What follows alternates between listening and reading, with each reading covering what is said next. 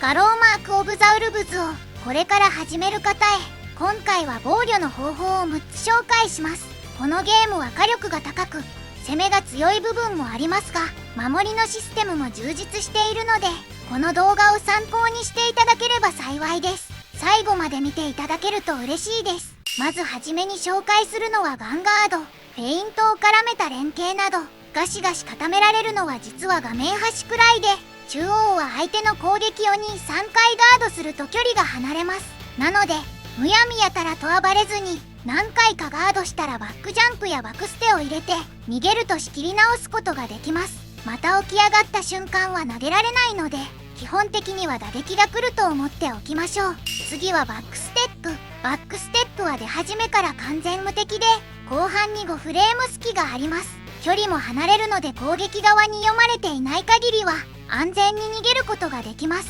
全キャラこんな強いバクステが搭載されてるって、このゲームのぶっ壊れ具合がわかるかと思います。もちろん読まれると大変なことになるので、他の選択肢を混ぜてうまく使ってみましょう。次は低空ジャストディフェンス。このゲームでもポピュラーな防御方法です。相手のジャンプ攻撃や連携が途切れるタイミングでジャンプを入力してすぐ後ろに入れると完成。入力としては7でジャンプをしてすぐ4に入れれば OK。 このゲームのジャンプはジャンプ以降が2フレーム、しかも下段無敵です。そして3フレーム目には空中でジャストディフェンスが可能。ローリスクで相手の攻撃をジャストディフェンスでしのぐことができます。注意点としては、先ほどのバックステップと同じで距離を離す分画面端が近くなってしまうので追い込まれるリスクがあります。とはいえ急場をしのぐテクニックとしてはかなり強いです。次はウェイレッパ。主に起き上がりでの選択肢に使うことがあります。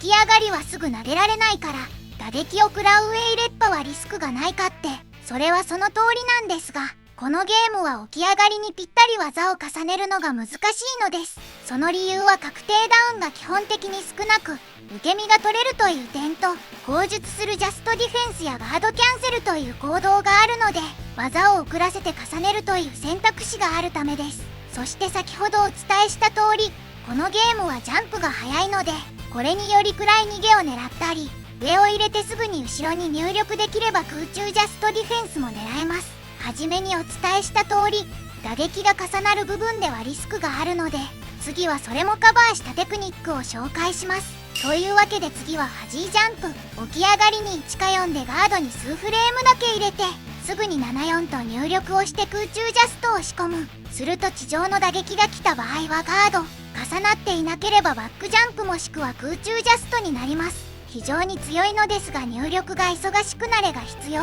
またジャンプ以降を狙われると当然負けます。余談ですが、このテクニックは人によって呼び方が様々で、ファジーだのファジーガードだのガードジャンプだの様々な呼称があったりします。どれが一番良いんでしょうか。最後はこのゲームを象徴するシステム、ジャストディフェンスとガードキャンセル。まずジャストディフェンスだけでもメリットが多くて、相手の硬直さがマイナスにされて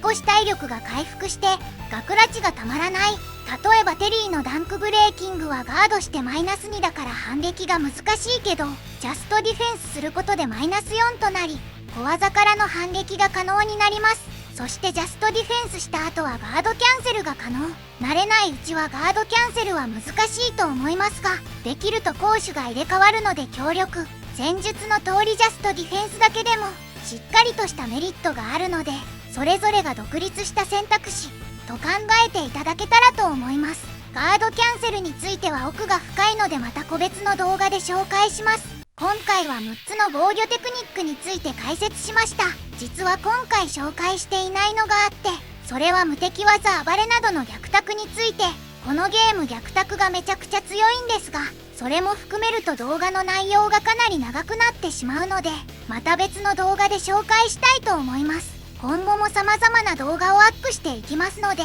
よければチャンネル登録をお願いします。ではまた次の動画でお会いしましょう。